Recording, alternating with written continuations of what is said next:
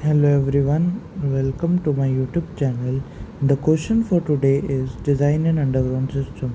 So we have to design an underground system where we have functions like check-in, check-out and get average time. For what check-in does is for every customer which has a unique ID, it gets into station's name and at time T. Alright, this information is given. Alright, so when the person check-ins and we have to store it also when it checkouts, then this, and when this function is called from starting station to ending station, so we have to return the average time between these two stations.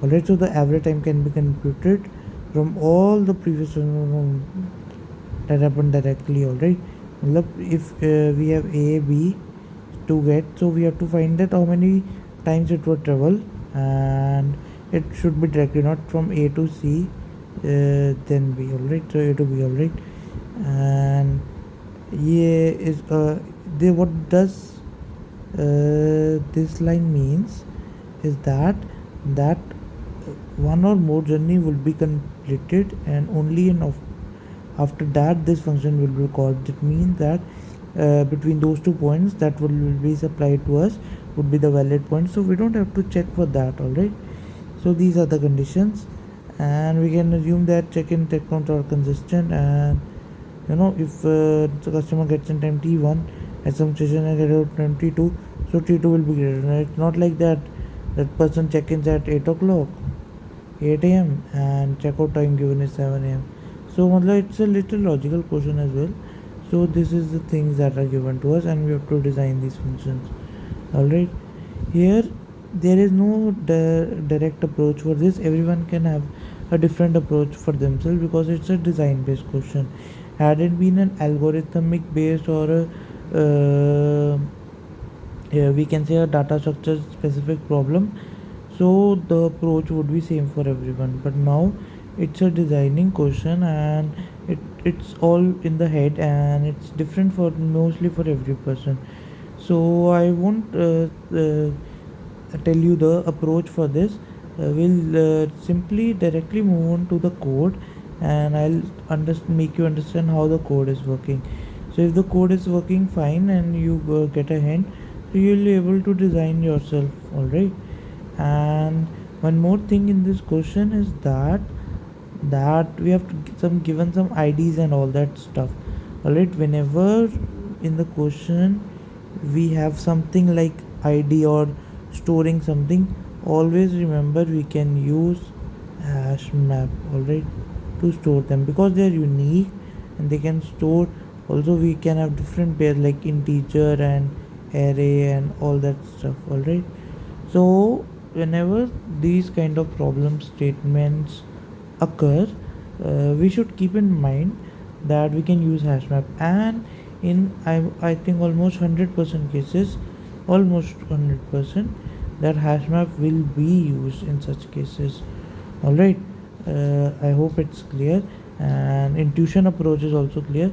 So intuition we get from the hash map, and rest is just the logic, how we going to implement it, and it would be more clearer when we move to the code. All right, so if you have doubt till here, you can also ask me in the comment section, and I'll respond to them each and every one.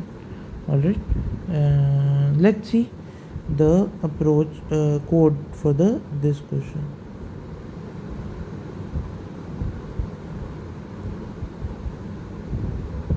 I've written over here. So yeah, I have also used hash maps.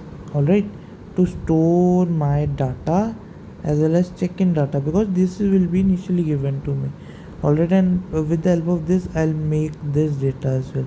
Let's see how. All right, so this is the code for the check-in. So if a person check-ins, what I do is nothing, I just put its ID and it's make a pair for their both of them, station name and NT. Alright, because as we know that hashmap is a key value structure, so if we have to store multiple values, then we have to make it an array or something like that. So that's why we have used this over here, and this is the code for the check-in. So because we don't have to return anything or remove anything or to calculate anything, we are just adding them to our hash map. Alright, I hope it's clear until now. Let's see further what's the ask. Alright, so this is the code for the checkout.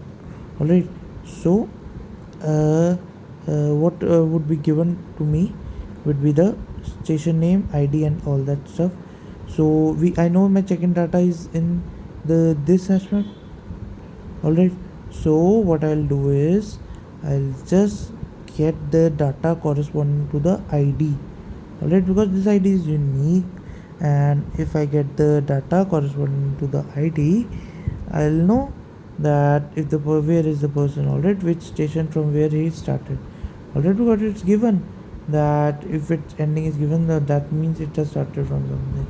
So I'll simply look into my hash map and get its starting times. You can see that I don't have put any checks over here, because generally in hash map, when we seek a data or when we add some values, what we use is we check that if the value is present or not. Alright, in this case it won't be necessary, because in the conditions it's given to us that there would be no such case. Alright, so we don't have to think about it, so we just have to simply get the time frame corresponding to the station. So yeah, so here what we got is this. Alright, so check-in data, because check-in data will contain what will contain, it will contain the ID as well as station name and the time. Alright, from where the passenger started. Alright, so I'll get my data into check-in data. Alright, this variable over here, and it would show its key value pair.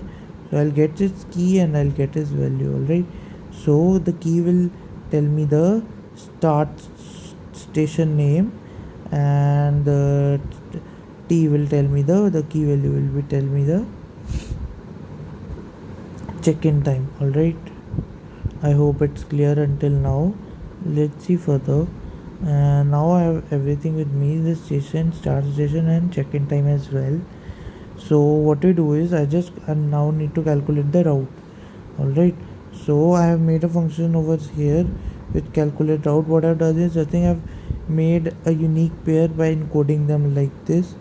So it is when these two station names starting and ending are passed, these would make a certain value, and that would be stored in the route key. Alright, now what I've done is I have taken a pair thing in which I'll add my the other thing that I have used.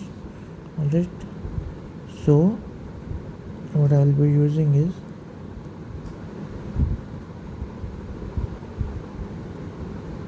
so that details will be added to my another hash map where I will be storing the journey data. Alright, so now I made a key for my starting and ending situation. So I'll just see that journey to get data and where the route key contains or not. Alright, I'll make it. Alright, so if it not, then it will return the default value, and that is this, or else it will get the data. Alright, so that would be stored in my pair variable, pair type of double and in stat variable. So I'll get the total trip time and total trips from that. Alright, likewise it will be stored. So double time t is equals to t minus trip time.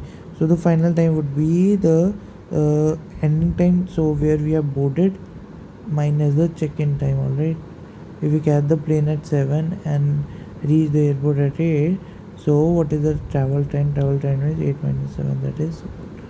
Alright, so similarly that I have stored, and now I have put my whole of thing in my hash map where I am storing the route map and the rest everything. Alright, and yep, so once it's done, the travel has been made, so we will remove from our check-in data. Alright, because this person can again check in. Alright, so we have to remove it. If we don't remove it, it won't be added in the hash map. Alright, so I hope it's clear, and yeah, Now is the code for average time. All right, so average time what will be passing is starting destination and ending destination.